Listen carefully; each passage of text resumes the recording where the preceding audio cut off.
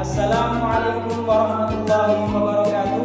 Yang terhormat para dosen penguji LPTK Universitas Islam Negeri Sunan Kalijaga Yogyakarta, yang terhormat pemirsa yang melihat video ini, perkenalkan nama saya Anwar Sidik. Saya guru fikih di Madrasah Ibtidaiyah Jambi Karangwetan Kabupaten Gunung Kidul, Provinsi Yogyakarta. Saya sebagai mahasiswa PPG dalam jabatan tahun 2025 di LPTK Universitas Islam Negeri Sunan Kalijaga Yogyakarta dengan NIM 25404132464. Pada hari ini saya akan melaksanakan praktek pembelajaran uji kerja kelas 5 dengan materi ibadah kurban dengan model pembelajaran problem based learning. Terima kasih, selamat menyaksikan. Wassalamualaikum warahmatullahi wabarakatuh.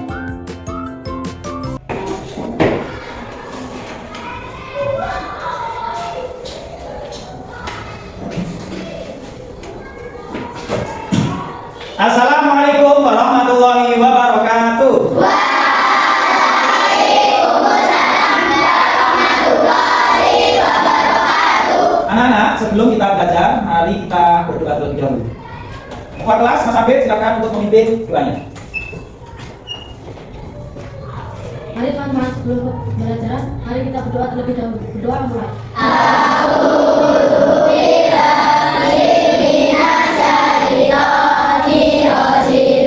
Amin ya rabbal alamin. Alhamdulillahirabbil alamin. Oke, terima kasih Mas Abid, boleh duduk di tempatnya. Alhamdulillah, dengan kita berdoa semoga pelajaran pada hari ini bisa berjalan dengan lancar, dan pastinya juga nanti pembelajaran pada pagi hari ini ilmu yang kalian dapat bisa bermanfaat. Baik, untuk selanjutnya saya mau mengecek kehadiran pada hari ini. Abid, Aziza, Bastian, sakit? Iya. Oh ya, Bahta, Dewi. Ya, berarti hari ini yang tidak masuk 2 orang. Siapa di? Saya sama Dania. Ya, Mas Bastian sama Mbak Dania. Yang sedang sakit, semoga lekas sembuh. Allahumma Amin. Nah, untuk selanjutnya, apa kabarnya anak-anak? Baik, alhamdulillah. Aku bisa tetap semangat. Allahu Akbar. I love Madrasah Ibtidaiyah Karangwetan. Masih semangat? Masih. Sebelum kita masuk ke pembelajaran, marilah untuk memupuk rasa nasionalisme kita, marilah kita menyanyikan lagu Indonesia Raya bersama-sama. Anak-anak semuanya diharap untuk berdiri.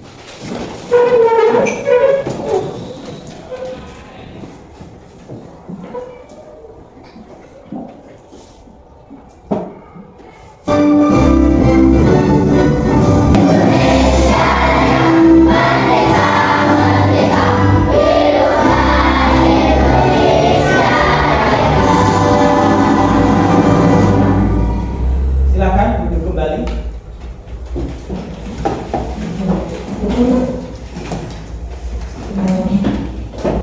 Ya, oke, terima kasih anak-anak.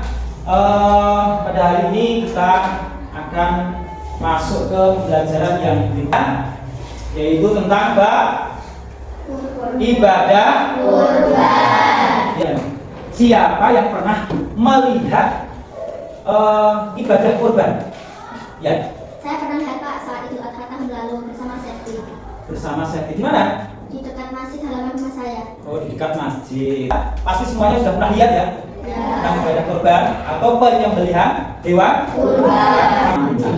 Oh ya, terus siapa yang tahu tentang kurban? Coba. Ya, kurban apa, Mbak? Menurut saya kurban adalah kegiatan menyembelih hewan seperti sapi, kambing, domba, kerbau, unta di hari Idul Adha sebagai bentuk ibadah pada Allah Subhanahu wa Ta'ala. Iya, betul. Itu adalah pengertian dari kurban. Jadi kurban itu adalah menyembelih hewan kurban pada saat Idul Adha. Terus apa yang disembelih? Nah, yang disembelih yang kita sebutkan tadi antaranya itu yang disyariatkan: kambing, sapi, kerbau, domba, unta. Kalau pada kurban itu biasanya dilakukan setiap tanggal berapa? 10 10 Dzulhijjah. Betul sekali. Dan hari Tasyrik. Hari Tasyrik itu setelahnya. Ya, setelahnya tanggal 10. Berarti kan berapa? 11, 12, 13 sama-sama. Oke. Untuk tujuan pembelajaran pada hari ini, tujuan kita mempelajari pagi ini nanti di materi ibadah kurban, kalian nanti harus tahu tentang bagaimana sejarah kurban. Nah, ini mesti belum tahu ya kan? Sejarahnya bagaimana kok adanya kurban. Ya toh? Nah, itu nanti kita belum pelajari tentang itu. Tujuannya lagi, nanti kalian juga harus tahu tentang pengertian ibadah kurban. Pengertiannya apa? Nah, kalau ini kita kan hanya sedikit pengertian saja ya, tapi nanti kita pelajari bersama-sama. Apa kok ibadah kurban itu? Nah, terus apa kok seperti itu? Terus lanjut. Tujuan pembelajaran untuk bab ini juga, materi ini juga, nanti kalian juga harus tahu tentang tata cara penyembelihan hewan kurban dan cara bagaimana pembagian hewan kurban. Oke, selanjutnya coba kalian lihat. Ini adalah gambar pelaksanaan dari berbagai negara. Pelaksanaan apa ini? Kurban, ibadah kurban. Ini ada di Arab, ini ada di Indonesia, ini ada di Malaysia, ada di India, ada juga di Palestina. Dan nah, ini setiap tanggal 10 Dzulhijjah pada saat hari raya Idul Adha, semua melaksanakan yang namanya ibadah kurban. Ya, dari seluruh negara dari mana saja pada tanggal 10 Dzulhijjah pasti melaksanakan ibadah kurban. Nah, tujuannya apa? Tujuannya sama. Di mana-mana tujuannya sama, yaitu apa? Beribadah kepada Allah. Nah, beribadah kepada Allah.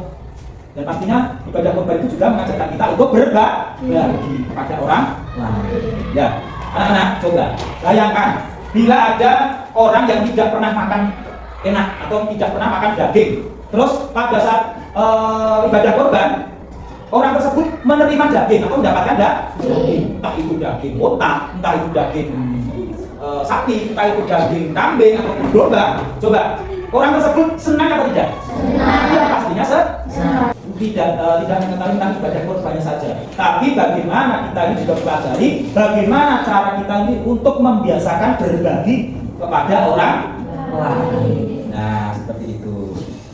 Nah, melalui pembelajaran ini saya berharap kalian itu juga bisa memahami nilai-nilai penting di balik ibadah kurban. Apa saja? Yaitu ketaatan kita kepada Allah Subhanahu wa Ta'ala. Terus apa? Belajar tentang ikhlas. Terus apa lagi? Kepedulian sosial, atau kita peduli dengan orang lain. Ya, seperti itu. Ya, kita masuk ke kegiatan inti kita. Sekarang perhatikan video, yaitu video tentang kisah Nabi Ibrahim dan Nabi Ismail.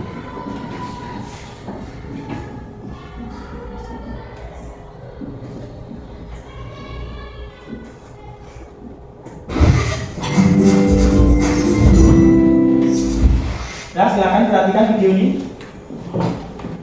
Sebagai gantinya, aku berikan binatang ternak untuk disembelih. Ini adalah cobaan besar bagimu. Peristiwa itu terjadi pada tanggal 10 Dzulhijjah di Mina, dan sampai sekarang dirayakan seluruh umat muslim sebagai hari raya Idul Adha. Dan umat Islam yang melaksanakan ibadah haji juga dapat melakukan kurban di Mina sebagai penghormatan atas Nabi Ibrahim alaihissalam. Demikian kisah Nabi Ibrahim alaihissalam. Semoga kisah ini dapat mempertebal iman kita kepada Allah Subhanahu wa Ta'ala. Amin ya rabbal alamin. Seorang ayah diperintahkan untuk menyembelih anaknya sendiri. Nah, ini cerita, ini bukan cerita dongeng ya. Ini bukan cerita dongeng. Ini adalah ujian terbesar. Ujian terbesar dalam sejarah manusia.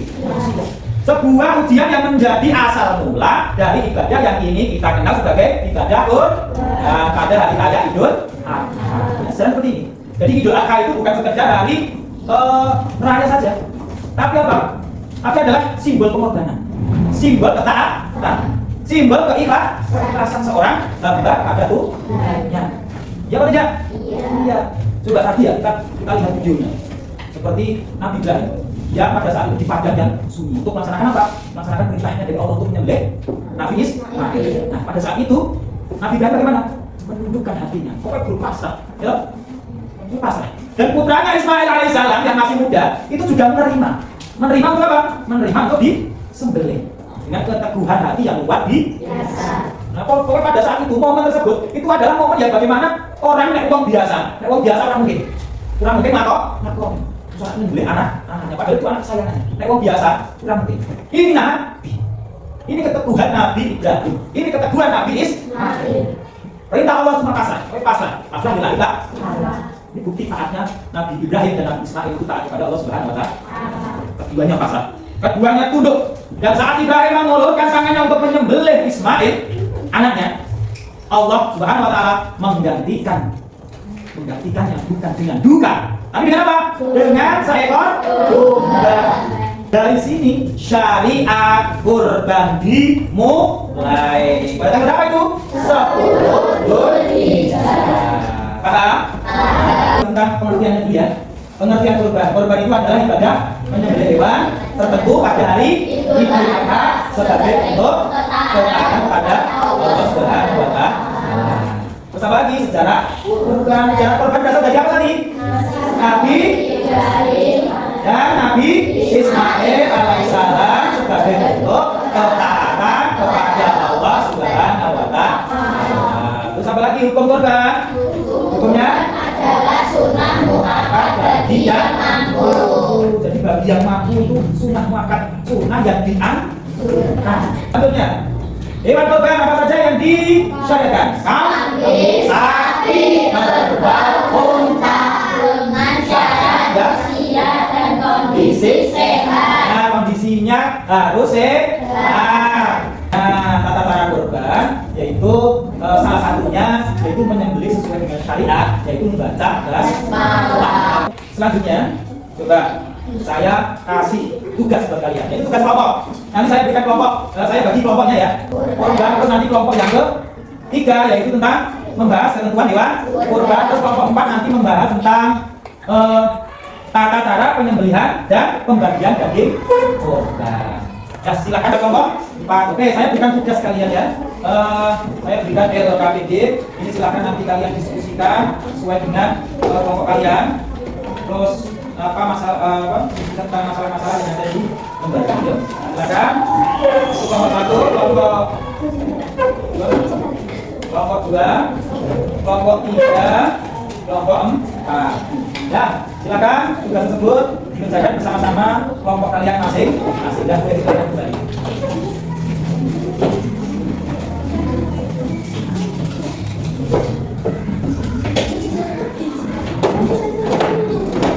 Nah, silakan mulai berdiskusi. Gunakan buku atau sumber yang lain untuk mencari jawabannya. Pokoknya tulis poin-poin pentingnya saja. Nah, setelah itu, bila mana nanti sudah selesai, tugas kalian yaitu membacakan hasil diskusi kalian ke depan.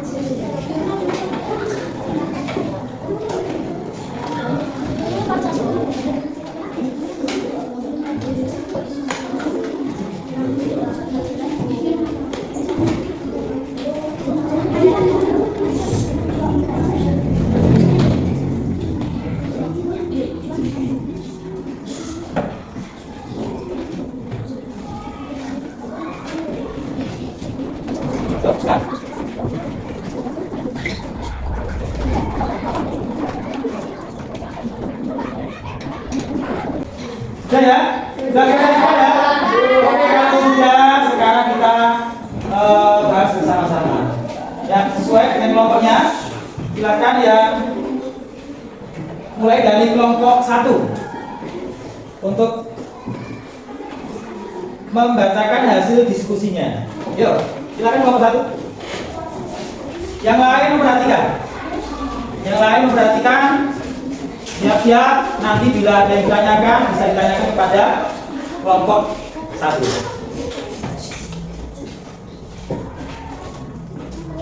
Ya, silakan Mas.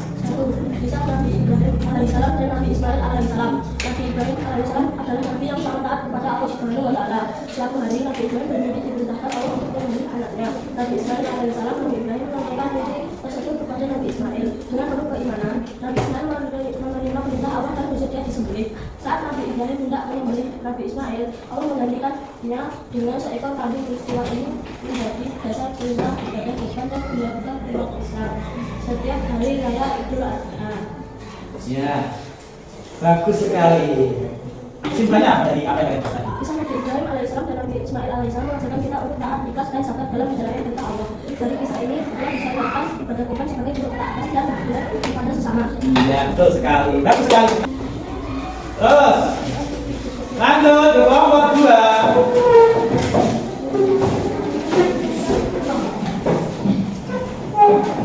Allah Subhanahu wa Ta'ala berfirman dalam Al-Kautsar ayat 2, maka laksanakanlah sholat karena Tuhanmu dan ibadah.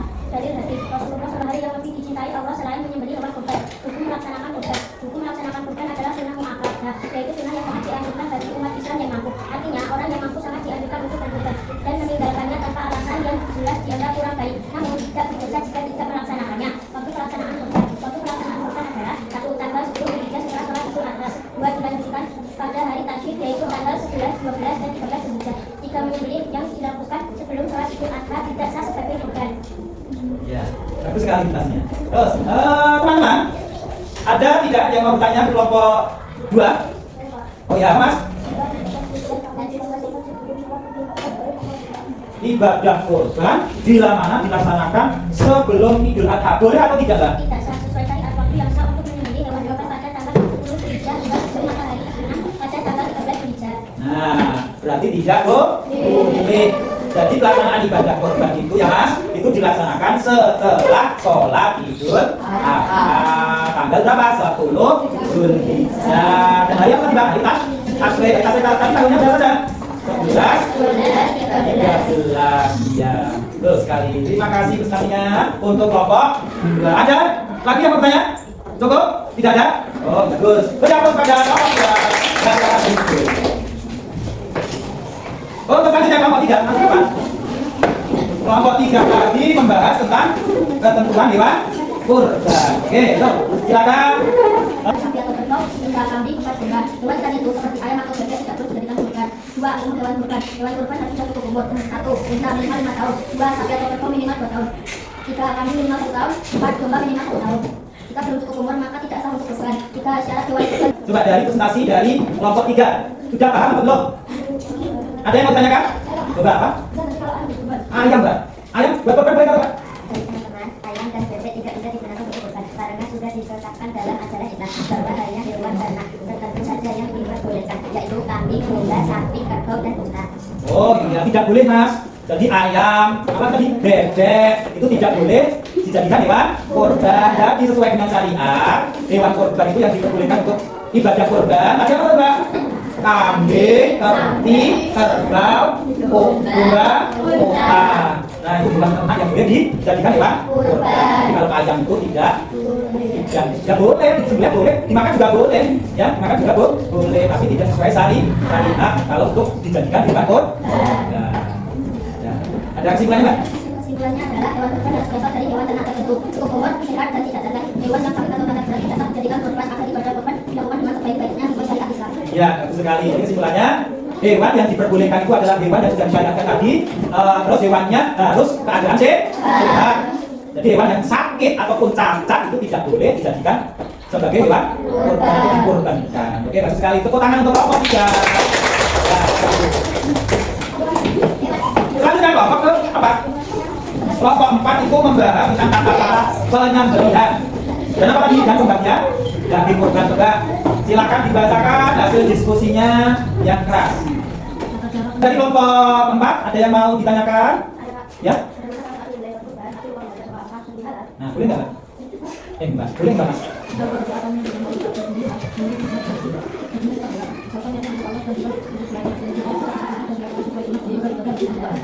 Ya, jadi bila mana menyembelih hewan kurban tapi lupa berdoa, Nah, jadi ada sebagian ulama yang menyebutkan dari mazhab Syafi'i itu boleh dagingnya tetap halal asalkan apa? Asalkan niatnya itu untuk Allah Subhanahu wa Ta'ala, bukan untuk harinya. Terus apa sih Mas, lebih baik jika bisa diingat dan dilakukan sesuai sunnah. Bagus sekali. Nah, dengan seperti ini jadi kan kita paham ya, paham. Jadi yang mungkin belum paham, jadi kita bisa paham dengan teman atau kelompok yang lain. Ya Pak ya? Ya mungkin kita bahas ini, tapi kita tidak tahu yang dibahas dari kelompok kedua. Ya, jadi yang kita tidak ketahui itu bisa diketahui oleh kelompok yang kedua atau yang ketiga. Ya, nah, terima kasih atas kerjasamanya hari ini. Dengan belajar seperti ini, mungkin kalian itu lebih enak ya, lebih enak dalam kalian itu berdiskusi atau mencari jawaban secara bersama. Ya Pak ya? Ya. Kalau tidak tahu jawabannya, ya takut kalau saya mau dari kelompok yang selanjutnya yang tahu tentang apa yang sudah dibahas. Dan terima kasih dari semua presentasi yang kalian sampaikan tadi atau kalian bacakan tadi, dapat kita simpulkan semua bahwa korban itu adalah ibadah yang mengajarkan tentang apa tadi? Tentang ketaatan. Sama lagi keikhlasan. Tetap lagi dunia. Siap sekali. Untuk selanjutnya kalian saya berikan tugas, yaitu tugas individu. Kalian nanti kerjakan sendiri-sendiri. Bila nanti sudah dikerjakan, boleh langsung dikumpulkan kepada saya. Kerjakan sendiri-sendiri.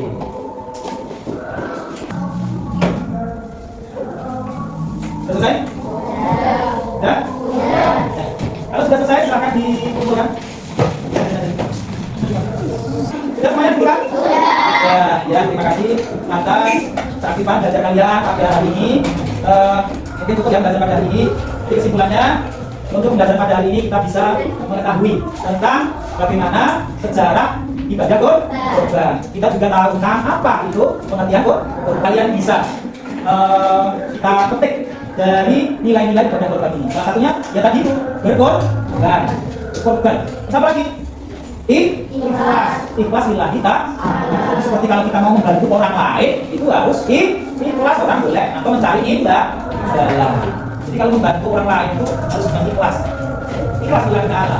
Jangan karena ada imbalan baru mau membantu. Seperti itu baik atau tidak? Nah, ya baik, bantunya baik, tapi niatnya sih yang tidak baik, niatnya saja yang tidak baik. Nah, silakan itu digunakan dalam keseharian kalian. Untuk selanjutnya, saya berikan tugas kalian nanti di rumah masing-masing. Tugasnya apa? Jadi membuat poster tentang ibadah kurban. Nah, di pertemuan yang akan datang, nanti silakan untuk dikumpulkan kepada saya. Nah, oke. Minggu depan kita akan belajar materi berikutnya. Jadi tentang apa? Ibadah haji. Ya, besok kita membahas tentang materi berikutnya yaitu ibadah haji. Untuk materi ini, semuanya sudah paham ya? Sudah. Insya Allah. Kalau ada yang belum paham, boleh ditanyakan di pertemuan yang akan ada. Oke, mari karena waktu sudah ada juga, kita sudah melaksanakan sholat zuhur sama-sama. Kita tutup pembelajaran pada siang hari ini dengan takbir bersama-sama. Alhamdulillah.